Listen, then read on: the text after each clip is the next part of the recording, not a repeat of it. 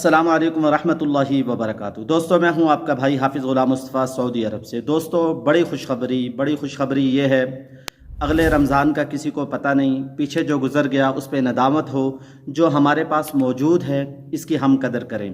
बड़ी खुशखबरी ये है कि रमज़ानुल मुबारक का चाँद सऊदी अरब के अंदर नज़र आ चुका है और तरावियाँ तकरीबन 1 घंटे के बाद यहाँ पढ़ी जाएंगी। दोस्तों, आप लोगों से अर्ज़ करूँगा, अगर आप लोग अपना मामूल बना लेंगे रमज़ानुल मुबारक के अंदर, यानी 1 पारा रोज़ाना पढ़ना है, ये तस्बीह मैंने रोज़ाना पढ़नी है, सुबहानल्लाह वल्हम्दुलिल्लाह वला इलाहा इल्लल्लाहु वल्लाहु अकबर, तीसरा कलमा, और दरूद शरीफ इतना पढ़ना है, इस्तिग़फ़ार इतना करना है, तो आप लोगों के लिए आसान रहेगा। बाज़ ऐसे लोग भी हैं जो रोज़ाना 10-10 पारे 15-15 पारे भी कुरान पाक के पढ़ते हैं, और तहज्जुद का आप लोग ख़ास तौर पर रमज़ानुल मुबारक के अंदर एहतिमाम करें।